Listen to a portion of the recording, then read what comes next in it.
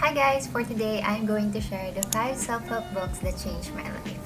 Okay, so before mag-start, let's have a short background. When did I start reading self-help books? So, I started reading self-help books in 2020 nung nagkaroon ng pandemic. The next question is, why did I start reading self-help books? So, I started reading self-help books because nung start ng pandemic, medyo na-fall out of the routine ako. And I think all of us experience that situation wherein lahat tayo nag-adjust or nahirapan mag-adjust sa pandemic. And nung time na yon, parang sabi ko kailangan ko ng bagong routine. Kasi pag umuwi ako from Manila, dito sa province, I always associate this place as a resting place. So, for me, if nasa bahay ako, kailangan mag-rest lang ako. But then, nag-pandemic nga, so kailangan ko ng bagong routine na kapag nasa bahay ako, nakakapag-aral pa rin ako and nakakagawa pa rin ako ng stuff. So, that one leads to our first book, which is the first book that I bought in 2020. It is a very easy read, and this one is The Power of Habit. I don't have it physically right now because my best friend asked for it, kung pwede bang ihiram kasi nga daw din mag-start ng journey niya in reading self-help books. That's why. I've got a lot of things in this book. Sobrang dami kong natutunan. Especially those time kasi na nangangapa ako sa self-help books kasi mas nagbabasa ako ng fiction and Greek lit. Nagbabasa ako ng Greek lit. Medyo nangangapa ako sa self-help kasi obvious yung mga binibigay niyang advice pero matatamaan ka kasi parang simple pero yun talaga yung dapat mong ginagawa. So the first thing that I got from this book is that knowing the positive and negative habits. So, well, I'm aware that there are negative and positive habits, but we have to separate them para makita natin kung ano yung pwede natin baguhin and pwede natin i-retain. From there, dun ko nalaman yung habit loop mechanism wherein we have a cue, a routine, and then a reward. So, yung cue is the trigger. So, yun yung magbibigay sa'yo ng reason para gawin yung routine or yung habit na meron ka. And then yung routine, that's the physical, mental, emotional thing that you do after being triggered. And then the reward. So, yun na yung mararamdaman mo right after doing the routine. So, for example, para mas madali siyang maintindihan, it's already 5 p.m. And ang nangyari is you're already bored, you're spending too much time at your desk. And then, ang routine mo is you ask your friends for coffee para hindi ka mabored. And then, yung reward mo is hindi ka na mabobored. What if ang gusto mong baguhin na habit is all about taking less coffee a day? So, basically, ang itatarget mong part ng habit loop mechanism is the routine wherein you can change that certain routine. Pwedeng gawin mo siyang walk outside your house with your dog. You just have to drink water or have a break, and then the same reward will still come, which is you're not bored anymore. So that is the habit loop mechanism. Now let's proceed with the second book. So this book is a gift for Selji. Hiniram ko lang kasi gusto kong basahin. Started a new book, which is The 7 Habits of Highly Effective People. So I have it here. It looks like this. This is more complex. You already read The Power of Habit and then you jump right into this 7 Habits of Highly Effective People. You can see the great difference kasi mas deep yung nandito sa 7 Habits of Highly Effective People as compared sa first book natin kanina, which is The Power of Habit. Also, this is lengthy, and for me, pag masyadong mahaba, hindi ko kayang laan ng sobrang daming time dito. And one of the things that I learned in this book is that we have to be proactive.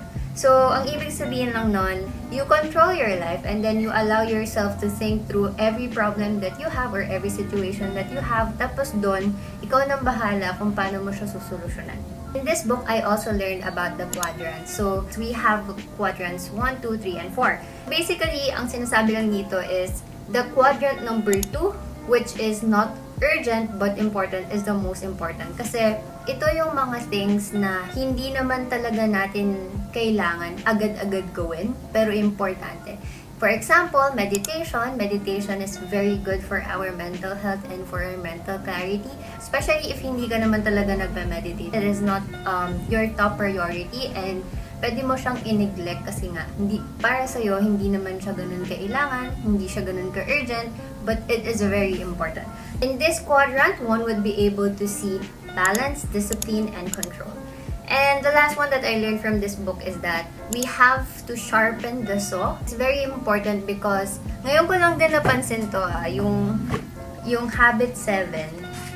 As you can see here, if you already read this or if you're planning to read this, pag nag-focus kayo sa part na to, nandito lahat ng habits, and then yung Habit 7, which is sharpen the saw, lahat ng habits nakapaloob dito sa Habit 7. So basically, ibig sabihin nun na we have to sharpen every single habit that we have para mag-function din tayo dun sa other tips of being highly effective person. Next, let's talk about the third book.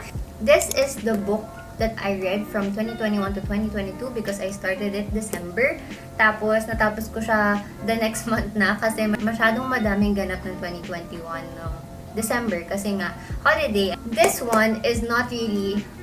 book is not really my first ever option. Gusto ko talaga nung 2020 is yung You Are a Badass at Making Money. So, this one, hindi ako masyadong nag-expect kasi hindi naman talaga ito yung book na gusto ko. Ang gusto ko talaga is yung You're a Badass at Making Money.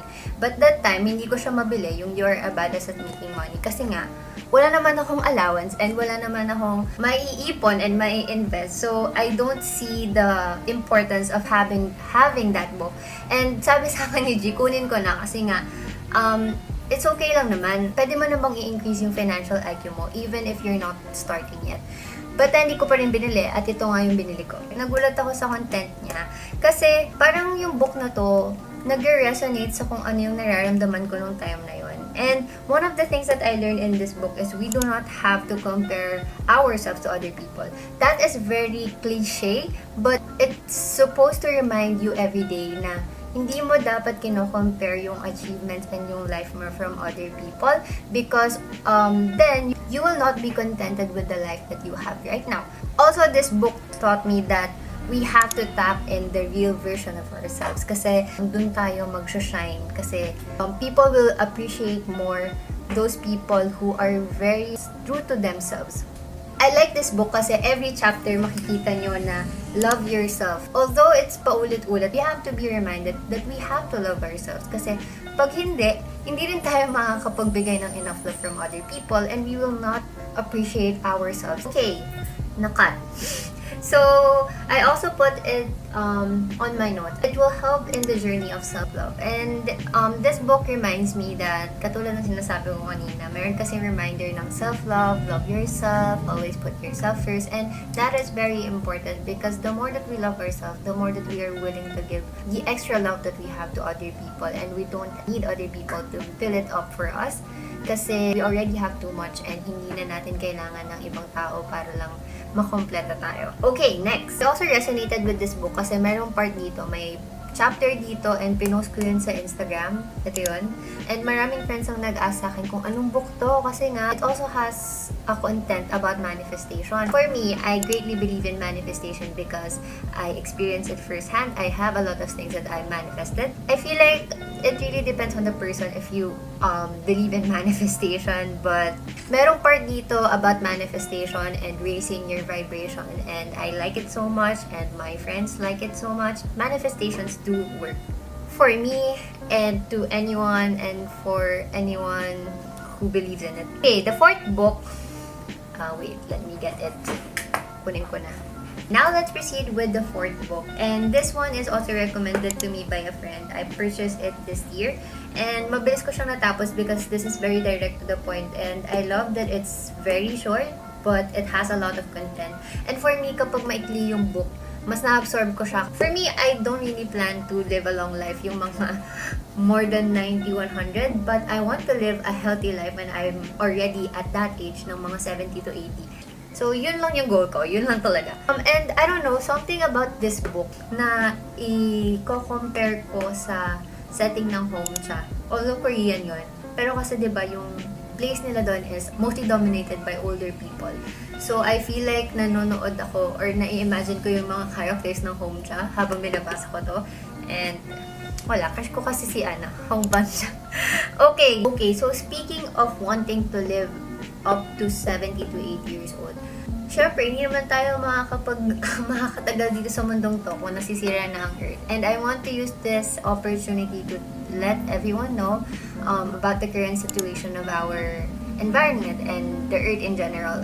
Next, I also like this book kasi meron siyang mga illustrations about stretching and then meditation and then breathing exercises. To be honest, nung natapos ko tong book na to, nung gabi, pagkagising ko the next morning, sobrang refresh ko, I swear. This book also reminds me that we need to surround ourselves with good people, with good heart, because it affects your energy as a whole. And we don't want someone who will tarnish every single thing that we have to do.